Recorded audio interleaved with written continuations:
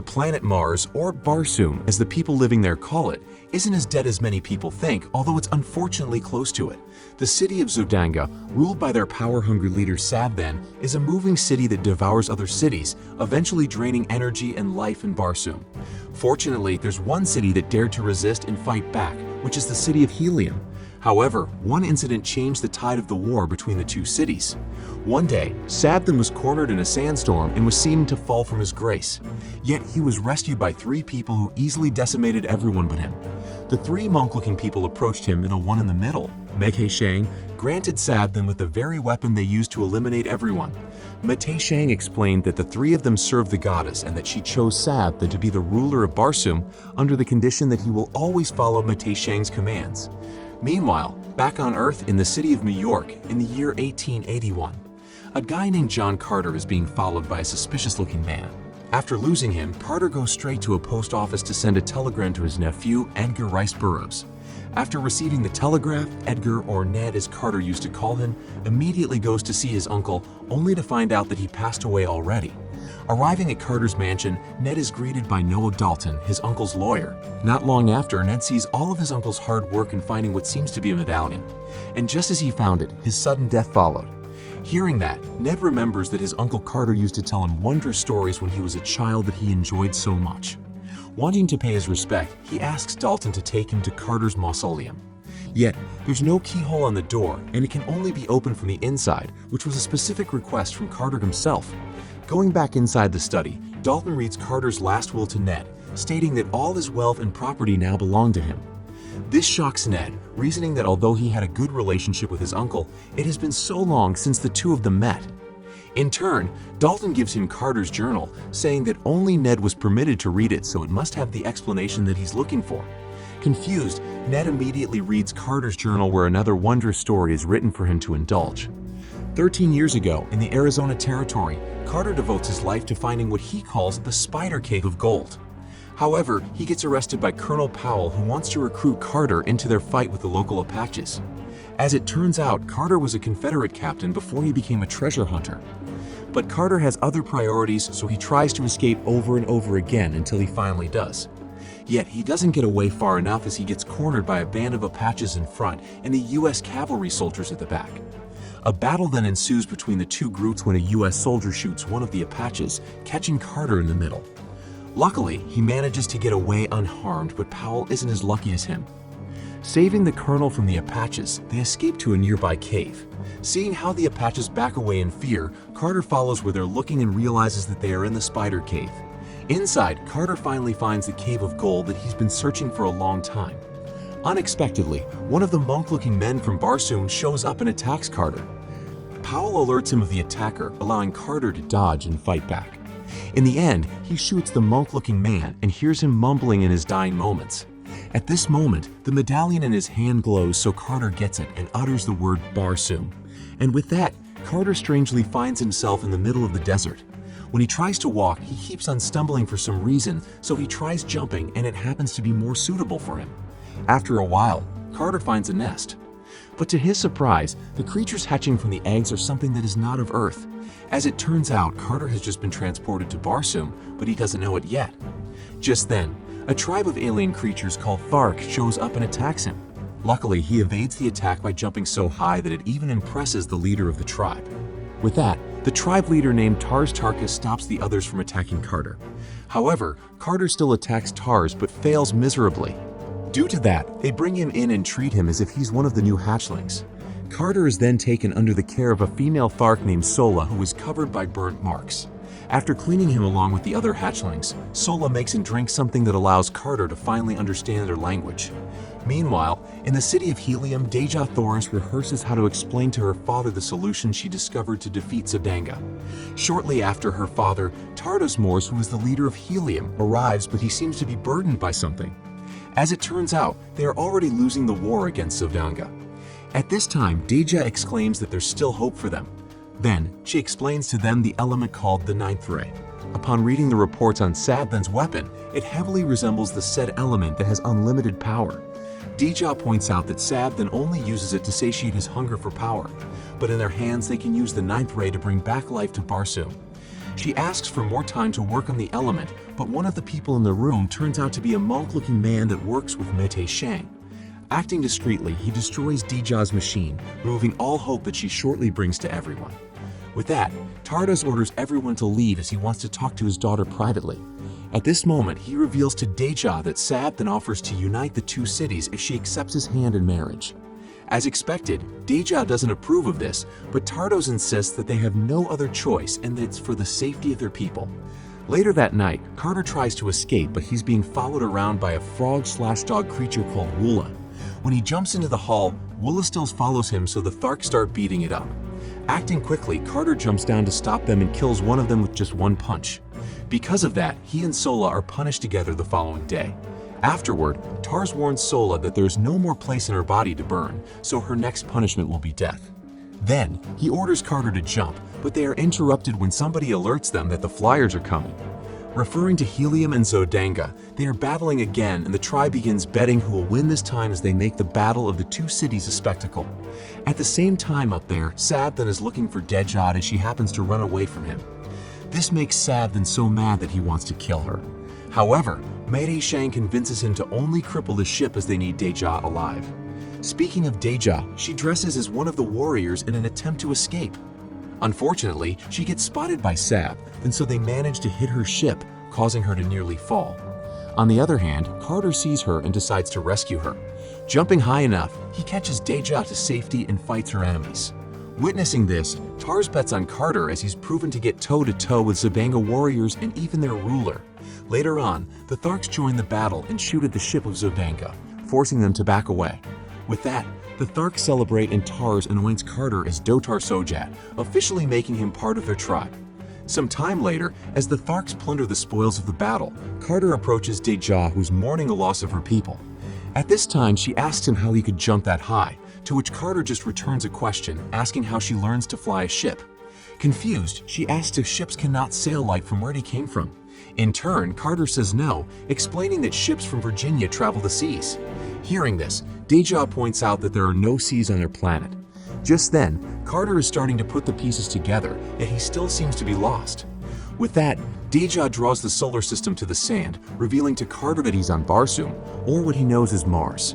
Here, Earth is called Jasum, and Deja asks how he came here from a different planet. Looking at Tars, Carter points at the medallion, stating that it's what brought him here. Seeing this, Deja says that he must be a Thurn, a holy messenger of the goddess Isis. At this time, Deja takes Carter to the Temple of Tharks. Sola tries to stop them, insisting that only Tharks can enter the temple, but they don't listen. Inside, Deja asks Carter what the goddess says, but he doesn't have any idea. Yet, he notices some writings on the wall, so he takes Deja for her to read it. According to Deja, it's an old scripture that says, "Those who seek the solace of eternity may journey down the river through the sacred gates of ice and find everlasting peace in the bosom of Isis." Knowing this, Deja tells Carter that she can take him to the gates of ice so he can finally go home to Earth. At first, Carter doubts her intentions, but he also knows that she's his only shot, so he takes her offer. Unfortunately, the other Tharks see them and think that they are disrespecting the temple and the goddess. Because of that, Tars is very disappointed in Carter, especially knowing that Sola's next offense will be punished by death. Yet, this makes Carter realize that Sola is Tars' daughter. In turn, Tars asks how did he know, to which Carter states that it's a father's intuition, signifying that he has his own family as well. With that, Tars takes Carter inside the tent, telling the other Tharks that he will personally punish him. Surprisingly, he turns out to be helping them to get out, but he asks Carter to take Sola with him to the River of Ice. Tars says that he rather wants Sola to die with goddess Isis than to die as food for the white apes. However, Tars' betrayal is discovered immediately, giving Tal Hages, Tars' rival, the opportunity to take the leadership from him. In the meantime, Carter, Deja, Sola, and even Woola begin their journey to the River of Ice. Deja states that it will be a 3-day journey, but Sola, later on, realizes that they are not taking the path to the river. Confronting Deja about it, she reveals to him that she's actually taking him to Helium. She begs for his help to defeat Zodanga, saying that she doesn't want to marry Sav then. At this time, Carter and Sola realize that Dejad is the princess of Helium. However, Carter insists that he will not fight in other people's wars. In turn, Dejad declares that if Zodanga wins the war by technically taking up Helium, it will be the end of Barsoom. She also adds that the river and gates of ice don't exist. Yet, Carter knows that they're real because of the medallion that he has. Just then, he finally convinces Deja to take him to the River of Ice, which turns out to be actually true. Sailing the river, they later on arrive at the Gates of Ice, discovering that it's man-made based on the ninth ray powering the place. Connecting the medallion to the ninth ray, the place lights up like the spider symbol back on the spider cave on Earth. It is then revealed that it represents the 9 planets of the solar system. Seeing this, Deja cannot believe that such power is being harnessed by Savin. Then, she realizes that he must have a Thurn by his side, giving him access to the power of the ninth ray. Studying the symbols further, it seems like Earth or Jasum is somehow connected to Mars or Barsoom. Then, when Carter gets transported from Earth to Mars, his body doesn't actually travel with him, but creates another body on Mars instead. Hence, there's still an unconscious Carter back in the cave on Earth while he's doing all the adventures here on Mars. But these are all just assumptions for now, according to Deja. She can help him more, but she says that they need to go to the Hall of Science in Helium so they can continue finding a way to get him home. Hearing this, Carter thinks that she's tricking him again into going to Helium, but she insists that everything they need is indeed in her city. Yet, to his surprise, Deja says that he truly doesn't want to go home just to get his gold. In fact, he's a man that's willing to lay his life for others, even for the people in Barsoom. Then, all of a sudden, Carter kisses Deja, and he remembers his wife and child. At this time, they are interrupted by loud noises outside and Sola's call for help. As it turns out, she's being attacked by a more vicious race of Tharks, the Warhoons, under the order of Mate Shang. Acting quickly, they sail back to the shore and try to escape, but the enemies are still catching up to them. Left with no other choice, Carter and Woola fight all of them. While doing so, he remembers the tragic death of his family. It is then revealed that Carter's wife and kid died in a fire together while he was away. Grieving, he buried his family right in the ashes of their burnt house.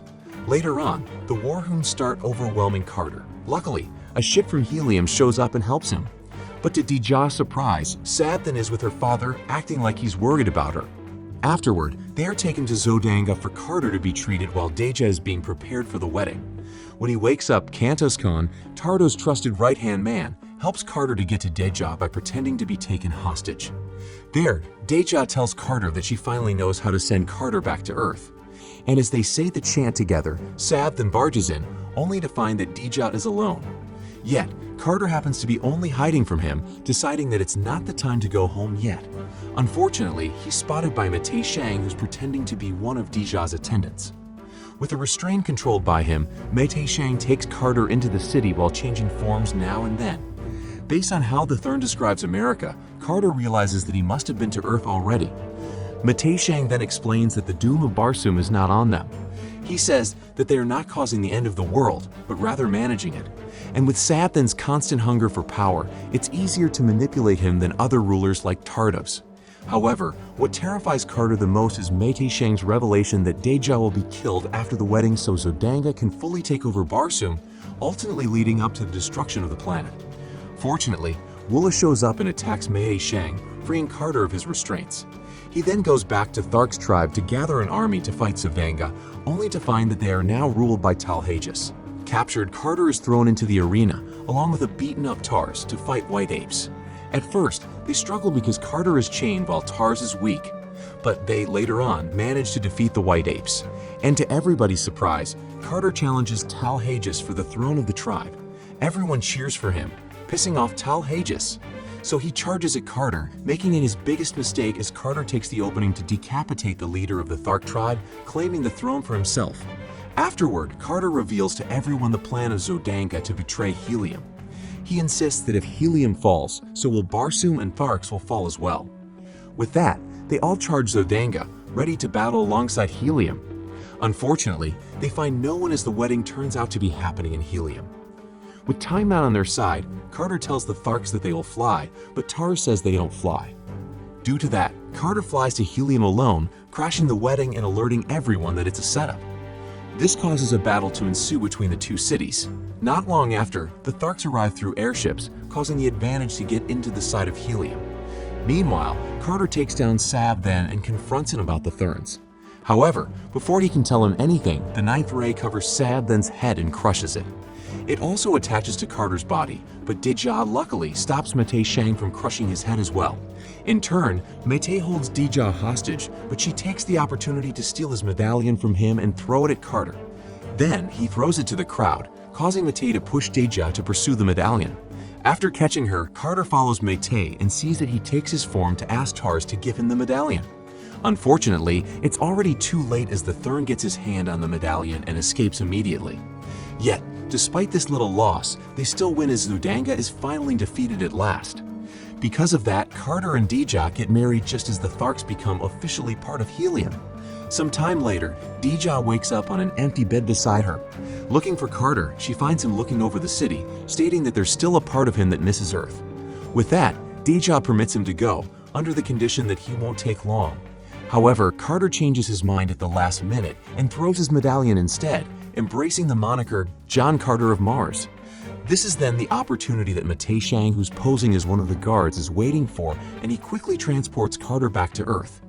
Just then, he wakes up in the Cave of Gold with the remains of Powell at the entrance.